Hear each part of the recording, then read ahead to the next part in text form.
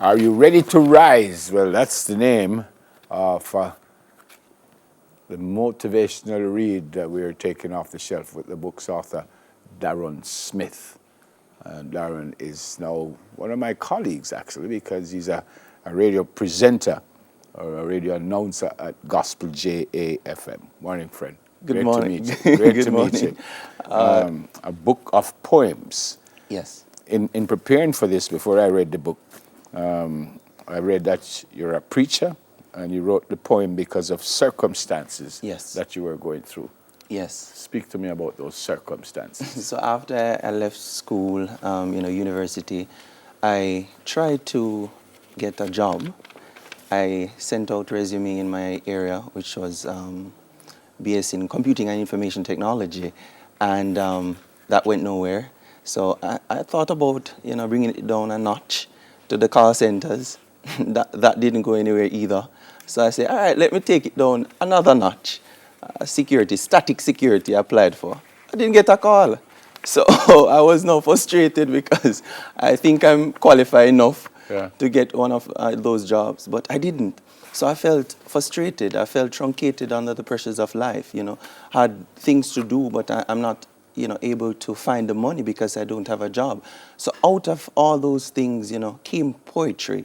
I have a poem titled Take the Load. It's heavy, it's all on me. Open your eyes, don't you see? Take the load. So it's out of the circumstances that I went through that I write. I remember one time on the roof in Ebonyville, I was, just praying, and then I hear God spoke to me and said, because I said, I'm ready to rise. I am tired. I'm exasperated by my incessant search to find something to be meaningful. And, I said, I'm ready to rise. And I hear God said to me, that's going to be the title of your book. Before that, did you ever write a poem before that? Before that time, yes. So you've been writing poetry from... Yes. And one of the things, because, I had...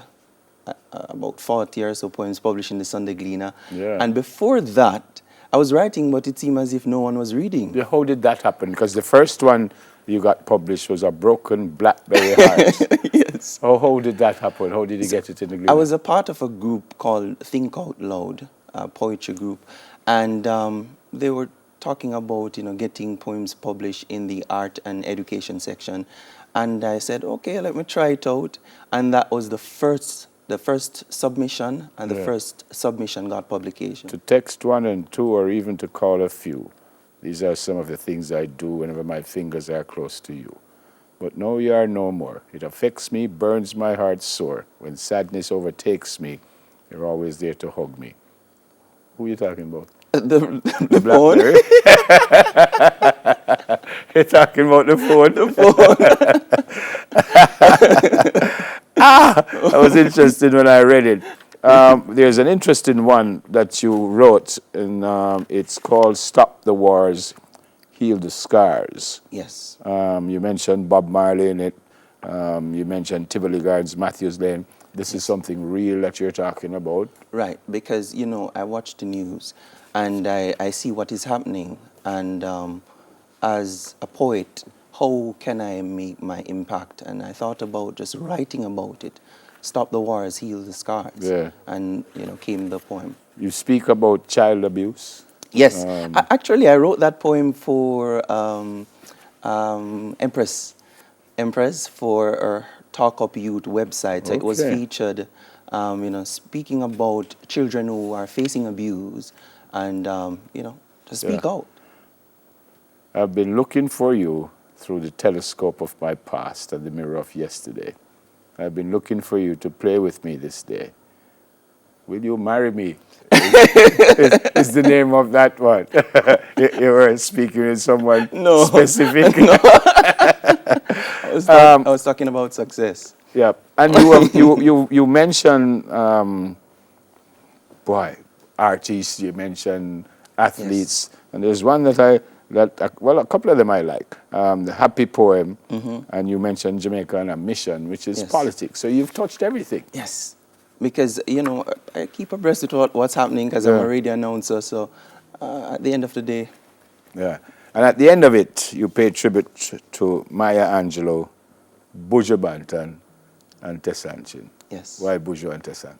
All right, so Tessan, you know, when she was doing The Voice, I was elated about it, and I thought about writing for it, and they actually came in the Gleaner, Yeah. Buju Banton, because he was in a situation where we know when you're in difficulties or intricacies in life, your friends have the propensity to just walk away.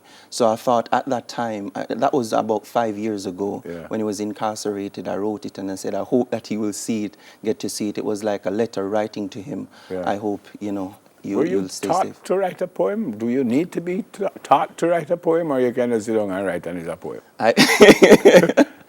Well, I wasn't taught. You know, I started writing, and then persons who read my poems, who were educated in literature, they were like, I'm seeing you using onomatopoeia, you're using this, and so, I mean, it depends. You kind for of me. trial and error, you kind of learn as you go Yes, on. until I would say Fantastic. perfect it. Where can we get the book?